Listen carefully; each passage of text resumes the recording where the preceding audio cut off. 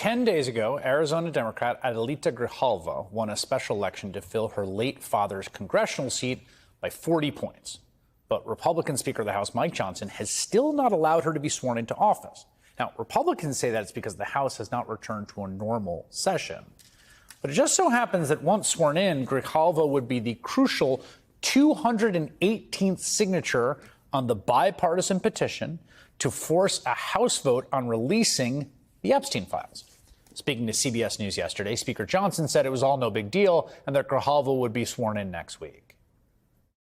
Representative Grijalva, who won a special election last week in Arizona, she's yet to be sworn in. I know you're not in session, but you've sworn in Republicans out of session. Why not her? Does it have anything to do with Jeffrey Epstein? Well, the House is not on the floor doing business this week, but we will do it immediately early next week as soon as everyone returns to town. Except not so fast, because this afternoon, Johnson changed his mind and said the House would not reconvene next week after all. Congresswoman-elect Adelita Grijalva of Arizona joins me now. I'm going to call you Congresswoman. It's very good to have you on. Congratulations on your victory. Thank you so much. I really appreciate it. Yeah, I wish I was already sworn in. I was in D.C. We had an opportunity to do it during a pro forma session.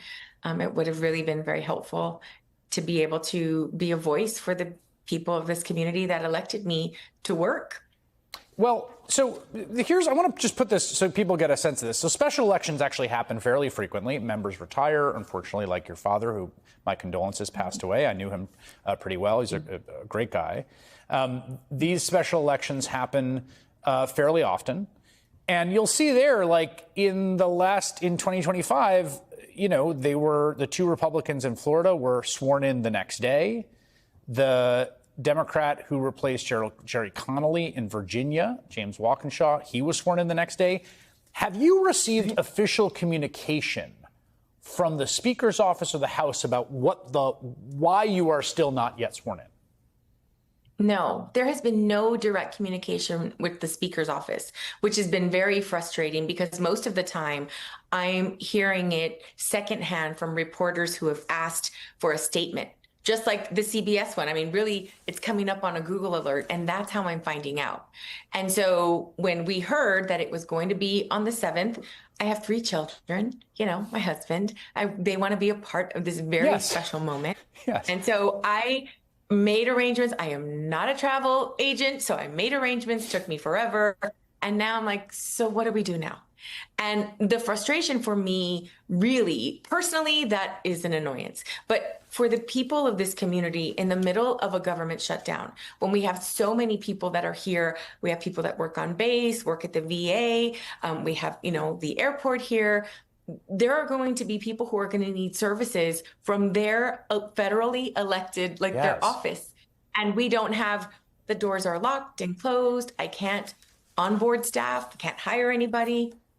So, this is a little like what happened after the 2020 election, where all the kind of plumbing of how like an election victory becomes a president got exposed, because usually it just happens in the background. Look, realizing as I talk to you, I don't actually understand the process here. The House has to formally recognize you. Like, are we waiting on the Speaker and he has to do something affirmatively? Basically, you have the dean of in this case, the Democrats, which what used to be my dad will now be Greg Stanton, is going to introduce me and basically say, here she is. Her election results are, very clear. Here she is. And then he says what he did with Walkinshaw is like, we accept the unofficial results without question, and then hand the time over to the representative in a special to be able to say a few words. And that's it. You're sworn in. You get the little button. You get to go around everywhere. In this case, when I was in D.C., I'm basically a tourist.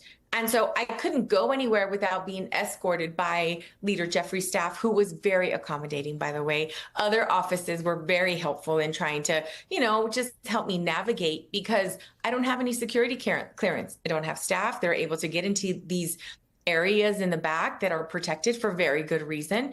And so when I came out with all of the other members of the Democratic caucus, I had to be escorted in there.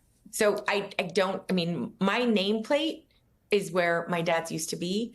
And it is in the Longworth building, but all the doors are locked and I can't go into that office. Donald Trump cannot escape his Jeffrey Epstein problem or statue.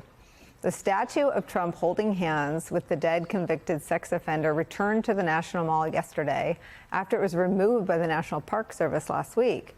The statue has a title. It's called Best Friends Forever. It includes a plaque that reads, quote, "In honor of Friendship Month, we celebrate the long-standing bond between President Donald J. Trump and his closest friend, Jeffrey Epstein," end quote. The group responsible for the statue tells Axios in an email this, quote, "Just like a toppled Confederate general forced back onto a public square, the Donald Trump Jeffrey Epstein statue has risen from the rubble to stand gloriously on the National Mall once again," end quote. The Epstein case also being kept in the news today by Donald Trump's own pick to be the country's commerce secretary, a man named Howard Lutnick.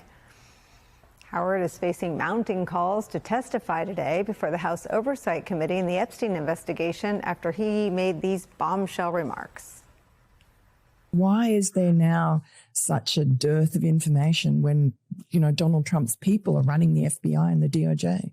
I assume way back when they traded those videos in exchange for him getting that 18-month sentence, which allowed him to have visits and be out of jail. I mean, he's a serial sex offender. How could he get 18 months and be able to go to his office during the day and have visitors and stuff? It must have been a trade. So my assumption, I have no knowledge, but my assumption is there was a trade for the videos because there were people on those videos. What? Quote, how did he get 18 months? He's a convicted sex offender. On that, I'm with Lutnick. Joining us now, Democratic Congresswoman Jasmine Crockett of Texas. She serves on the House Oversight Committee, which is investigating the Epstein case. Mara and Basil are still here. Congresswoman, you want to talk to Howard Lutnick, too? Absolutely. Listen, I mean, he said, I don't know. But one thing is clear. He knew enough to know that he did not want to hang out with Jeffrey Epstein and that he was his neighbor. He talked about the fact that he was into some questionable things. So I'm sure he's seen people come and go, and he seems pretty confident that there were videos of this. So I would absolutely love to kind of dig in a little bit more and at least get a list of names to work from and start to kind of build backwards and do the work that Alex Acosta and that DOJ failed to do. I'm sworn in. Okay. There is, you saw our introduction. I want to confirm one thing first. When you are sworn in, do you intend to sign the discharge petition that would force a vote on the release of the Epstein files? Yes, I do. Okay. So I would be 218. And that seems to, I mean, at first I was trying not to be a conspiracy theorist. Yeah, I'm like, okay, I also have been the same. Like, maybe there's something I'm missing here. Right. It doesn't have anything to do with these files, but that is literally the only thing I can point to. It's not like me getting sworn in is going to change, now the Democrats will be in the majority. I mean, there are certain things that are not going to change, where Democrats will still be in the minority. That is literally the only thing that is different in, me getting sworn in versus Representative Walkinshaw or Petronas or Fine. They were literally sworn in less than 24 hours after their election. And they can always do just a pro forma session, right? The fact that being out of session doesn't bar it. They can change the rules however they want, and obviously Democrats would accommodate that. So that doesn't make sense either. And there's no reason they can't do it during a shutdown because Congress is still funded because Congress is a separate branch of government, right? Correct. And I believe it was 219. We were in a shutdown and the entire class was sworn in during a shutdown. So that's not the issue either. I can't think of anything else. And, I can't either. I'm going. The timing is certainly suspicious for sure. But your point too is like, yes, if that's part of it or that's the reason, but the people in your district deserve a representative in Congress. You had a special election. It's been 10 days. There are people, like you said, like VA employees, other folks who are going to be affected by the shutdown who should have some member they can go to and say, hey, what do I do? What if I don't know about what's going to happen with our paychecks? And they don't have that right now. Especially and here in this community, we have 3 ports of entry with Mexico. We have a lot of immigration issues that are coming up, and my dad had a reputation for doing amazing constituent services. We expect to do the same, and I can't offer assistance to anyone. Yeah, Congresswoman. It's very frustrating.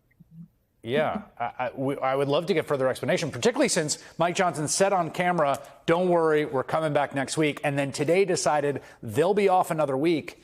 We'd like to get some follow up there. And we're going to try to run that down. Congresswoman-elect Adelita Grijalva, thank you for your... Donald Trump and his allies in Congress are playing the same old game. Stall, distract, and bury the truth. And right now, it's all centered on the Epstein files. Adelita Grijalva won her special election in Arizona by a landslide, 40 points. And yet, days later, she remains unsworn.